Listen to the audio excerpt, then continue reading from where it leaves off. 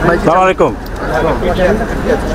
আমি আজকে বিজিবিতে যারা আহত হয়েছেন দেখতে আসলাম এবং সবচেয়ে আশ্চর্য লাগলো যে এখানে দুজন আন্দোলনরত ছাত্ররা, তিনজন আন্দোলনরত ছাত্ররা ছিল, দে আর অলসো ইনজিওর্ড।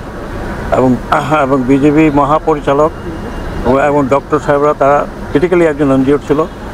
একজনের মনে হলো যে ক্লোজ রেঞ্জে পিস্তল মেরেছে, তারপরে বুলেট এখনও রয়ে গেছে।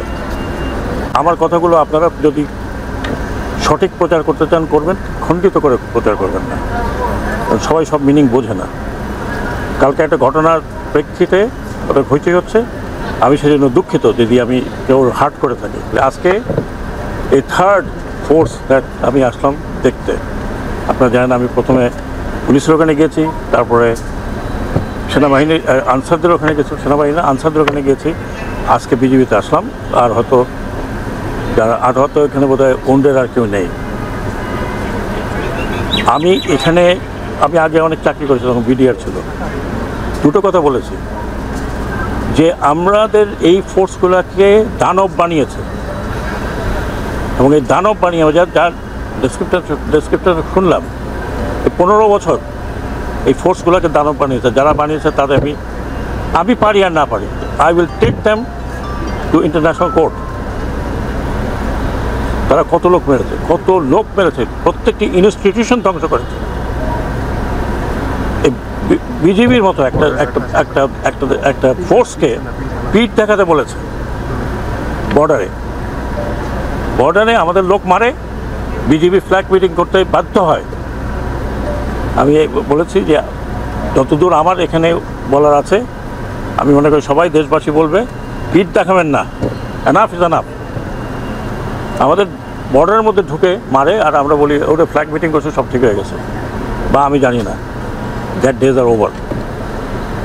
এবং আমাদের এই ফোর্সকে, এইরকম ফোর্সকে দানব বানিয়েছে police, answer, RAB, BGB. Thank god সেনাবাহিনীকে আমরা অনেকভাবে রেস্ট্রিক্ট করেছি। এগুলো ন্যাশনাল ফোর্স, এটা কারো পার্সোনাল ফোর্স না। I will try to bring them onto the justice, দেশে এবং দেশের বাইরে, সে যত বড়ই হোক। আমার হাতে যদি পড়ে আর straight put them into jail. আর আমরা অলরেডি কিছু অ্যাকশনে গিয়েছি উইদিন দি পুলিশ ফোর্স, যারা পুলিশকে দানব বানিয়েছে। Worse than fascist party, exactly what the fascist did, propaganda and make the state. যারা বর্ডার রক্ষা করার কথা তাদেরকে বলে পিঠ দেখাও। No more. Inshallah, it is not going to be anymore.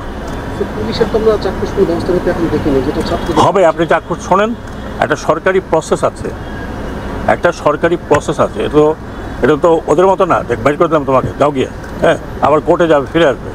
একটা সরকারি প্রসেস আছে, সেই প্রসেসের মধ্যে কাজ হচ্ছে। আমি অ্যাসিওর করতে পারি মহামান্য রাষ্ট্রপতির কাছে আমাদের কিছু রেকমেন্ডেশন চলে গেছে, আমি নাম বলবো না এই মুহূর্তে। তারপরে তারা উন্মুক্ত থাকবে কি থাকবে না সেটা নিয়ে আলোচনা হবে।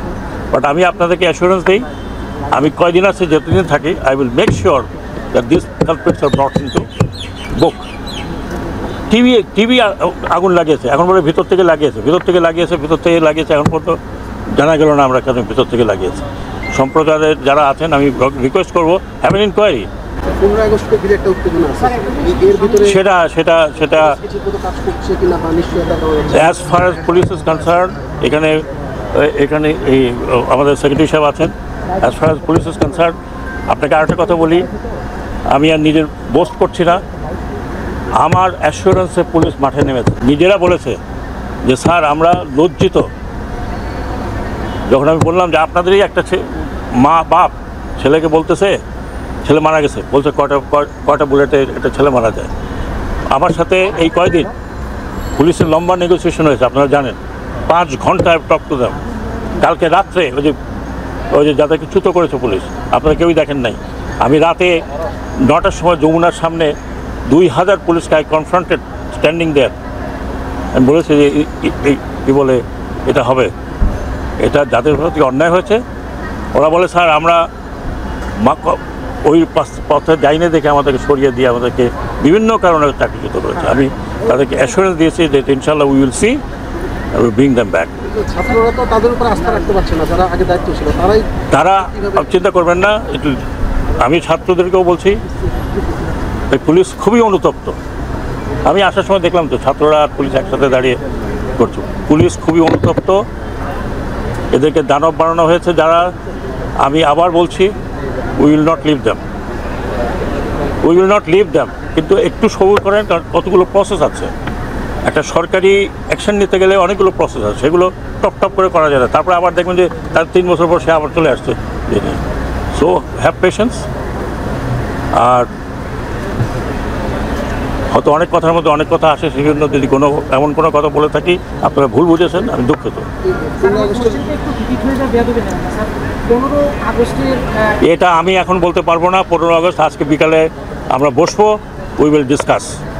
যেইটাই হয় there'll be heavy presence of police, কেউ যাতে কোনো রকমের গণ্ডগোল করতে না পারে। না, সেটা এখন সবাই যোগ দিয়ে দিচ্ছে। আমি এখন পর্যন্ত রিপোর্ট কোথায় গেলে এখন পর্যন্ত এখন নেই। আজকে কী বার? আজকে মঙ্গলবার। বৃহস্পতিবার আমরা জানতে পারবো কজন আসছে কজন আসছে না। এবার 100% যদি থাকে, আপনারা দেখছেন তো পুলিশ আমার সাথে। সো আমি মনে করি, আমি আবার বলছি, আমি ছাত্রদের উদ্দেশ্য করে বলছি যে তোমাদের আন্দোলন কেউ ছিনিয়ে নিতে পারবে না। একটু রিমেইন অ্যাজ ইট ইজ। আর পুলিশ অনুতপ্ত।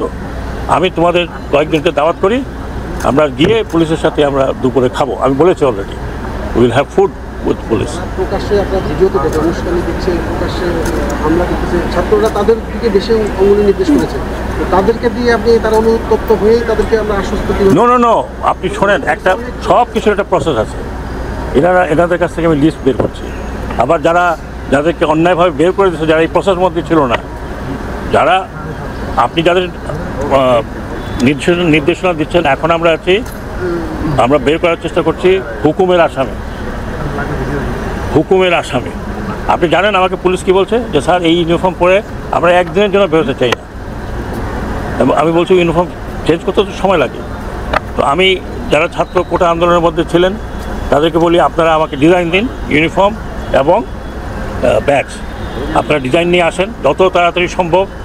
I want to change this uniform.